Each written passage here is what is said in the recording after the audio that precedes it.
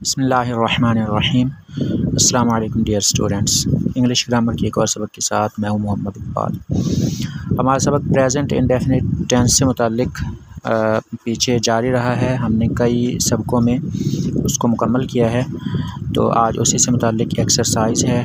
हम थोड़ा सा उसको दोहरा लेते हैं कि प्रेजेंट इंडेफिनिट टेंस जब आप बनाते हैं, फ़िलहाल मुतलक और मुस्बत बनाते हैं, तो उसमें आप फ़ेल की पहली फॉर्म इस्तेमाल करते हैं। यानी सबसे पहले फ़ाइल आता है, सब्जेक्ट आता है, उसके बाद फ़ेल की पहली फॉर्म आती है और उसके बाद ऑब्जेक्ट आता है। लेकिन अगर फ़ाइल सब्जेक्ट वाहिद गायब हो, यानी ही शी इट या कोई वाहिद गायब नाम हो, तो हम फ़ेल की पहली फॉर्म के साथ एस या ई एस का इजाफ़ा करते हैं। और अगर हमने उसी जुमले को मनफी बनाना है तो हम डू और डज़ का इस्तेमाल करते हैं। ही शी इट और वाहिद गायब फ़ाइल के साथ हम डज़ नॉट लिखते हैं, जबकि दूसरे फ़ाइलों के साथ डू नॉट लिखते हैं। और फिर फ़ेल की पहली फॉर्म, अब फ़ेल की पहली फॉर्म के साथ एस या ई एस नहीं लगेगा, क्योंकि वो ई एस की सूरत में डज़ में आ चुका है। और अगर हमने सवालिया जुमला बनाना है तो हम डू और डज़ को शुरू में लिखते हैं, फिर सब्जेक्ट या फ़ाइल, और फिर फ़ेल की पहली फॉर्म, फिर ऑब्जेक्ट या फ़ाइल मफ़ऊल। अगर हमने मनफी सवालिया बनाना है तो हम डू और डज़ के आगे फ़ाइल लगाते हैं, फिर आगे नॉट लगाते हैं, फिर फ़ेल की पहली फॉर्म और फिर ऑब्जेक्ट या मफ़ऊल। तो हम एक्सरसाइज करने जा रहे हैं। वो कब मुताला करता है? When does he study. उन्हीं कवायद को सामने रखें। वो मेरी बात नहीं सुनता। He does not listen to me. क्या वो अपनी गलती मानता है? Does he admit his mistake. उनकी खुशबू इर्द गिर्द फैल जाती है। Their fragrance spreads around. अब फ्रेगरेंस यहाँ पर वाहिद है तो स्प्रेड्स आएगा, यानी एस आखिर में लगेगा। ज़िंदगी के नशेब अफराज में ऐसे लम्हात भी आते हैं।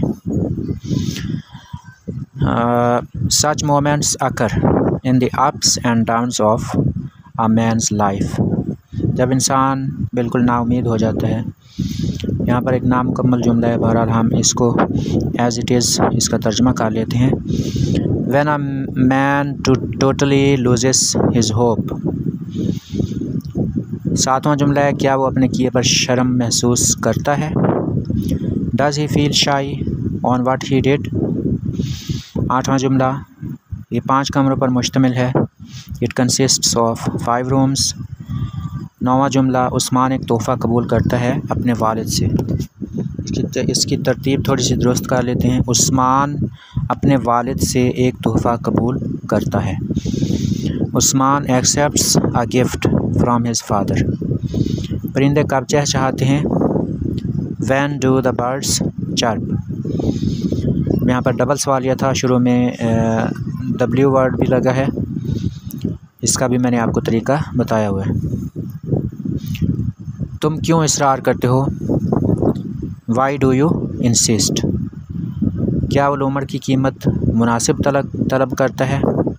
Does he demand reasonable price for the fox. क्या रूबी अपने बालों को कंघी करती है? Does Ruby comb her hair. यहाँ पर बी जो है, यहाँ पर बी साइलेंट है। क्या बाहर बारिश होती है? Does it rain outside. हम कभी कभी अजायब घर जाते हैं। 15वां जुमला है ये। We visit museum off and on. चाँद आजकल शाम को नमूदार नहीं होता। The moon does not appear in the evening these days. आजकल के लिए दीज डेज़ का लफ्ज़ इस्तेमाल हुआ है। नाउ आ डेज़ का लफ्ज़ भी आजकल के लिए इस्तेमाल होता है। लकड़ी पानी में नहीं डूबती है। Wood does not sink in water. सब लड़के शरारत नहीं करते हैं। All the boys do not make mischief. हम आपको नहीं जानते हैं। We do not know you. तुम उसके क़याम पर क्यों एतराज़ करते हो? Why do you object on his stay over here, तुम उसके क़याम पर क्यों एतराज़ करते हो। Why do you object on his stay over here. अब आखिरी जुमला कुछ इस तरह से है कि उमर के बाजू में ख़ारिश होती है, उमर्स आर्म इचेस। तो हमने प्रेजेंट इंडेफिनिट टेंस की तकरीबन सारी अक़साम जो हैं उनका इहाता किया है इन मिसालों में। इनको गौर से सुने, जो कवायद जिन कवायद का इतलाक़ इन पर होता है, इन जुमलों पर, इंग्लिश के जुमलों पर, उनको आप